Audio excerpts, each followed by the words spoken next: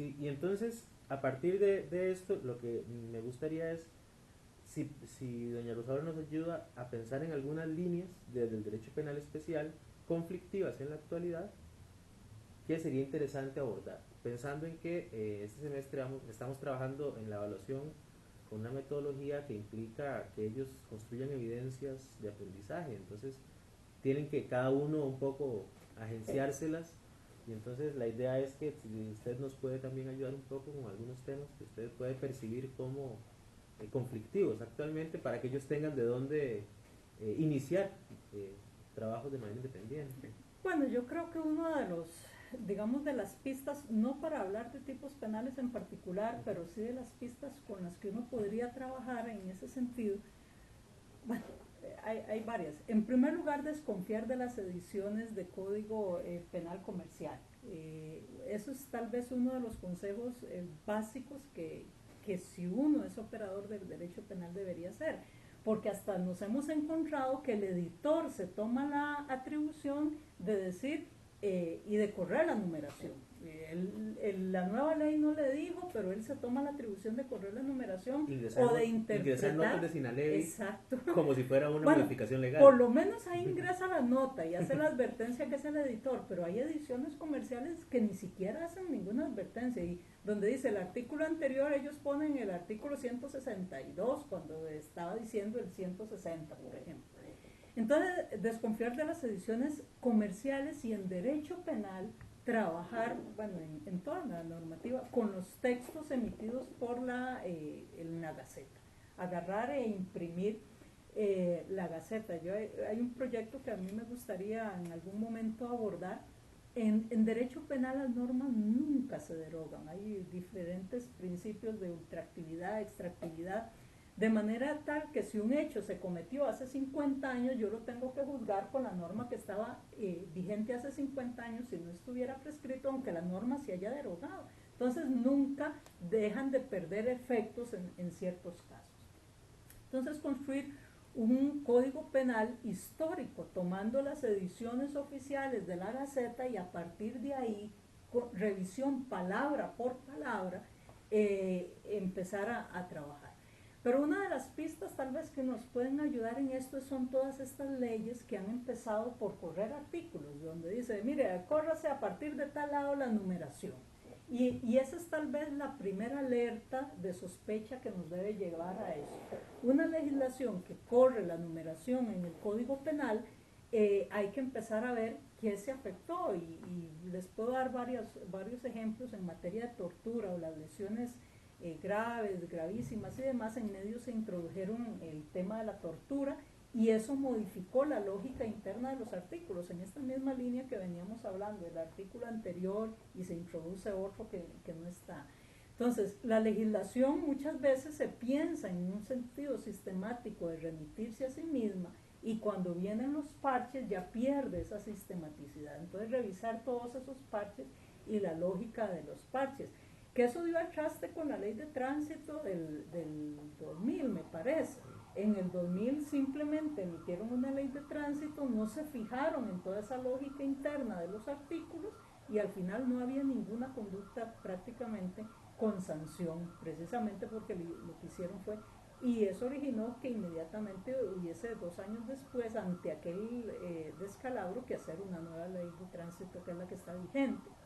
Bueno, ese es tal vez un primer elemento, trabajar con los textos originales de la Gaceta, y allí donde el legislador cambia las numeraciones o introduce nuevos tipos penales, empezar a leer los posteriores a ver si han perdido esa sistematicidad.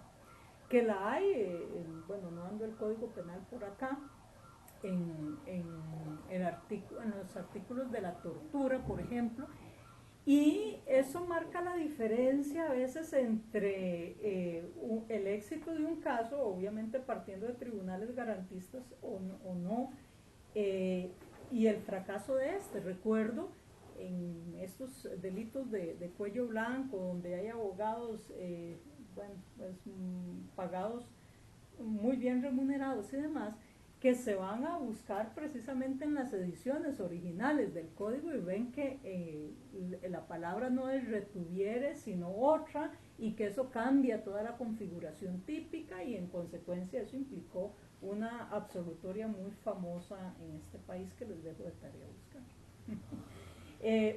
Por ejemplo, en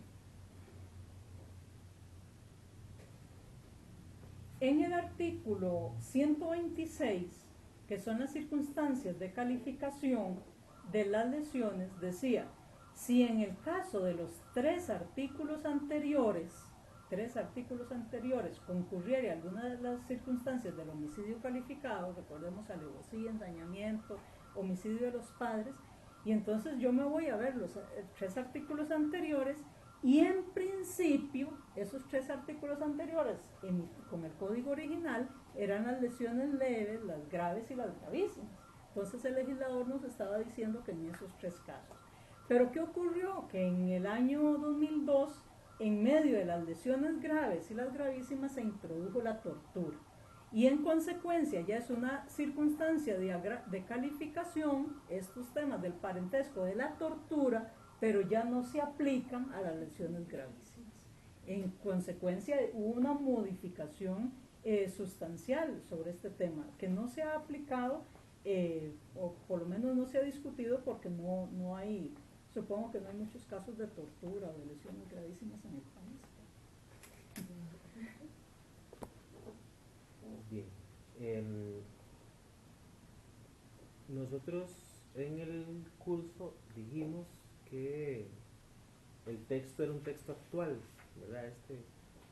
Este libro, el principio de legalidad, y la discusión sobre el principio de legalidad. Para ir un poco terminando y cerrando la actividad,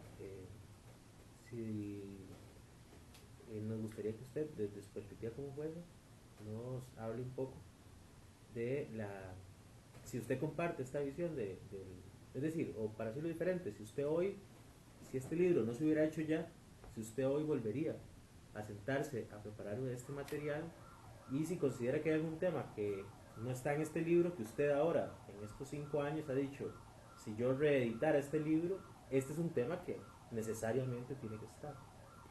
Sí, bueno, estos temas que hemos mencionado acá, el del abuso sexual, el de los votos de la sala tercera de la violación, que allá donde dice vagina, entendamos que pueden ser, con la poca educación sexual que tenemos los costarricenses también, que uno escucha a los operadores del derecho y a todo el mundo asimilar órganos sexuales a vagina y demás, que este es uno de los casos que evidencia no solo la poca educación jurídica, sino también sexual que tenemos.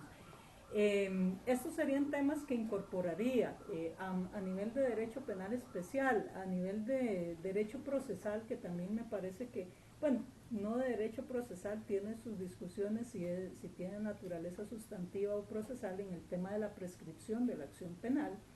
El Código Procesal Penal señala que el artículo 33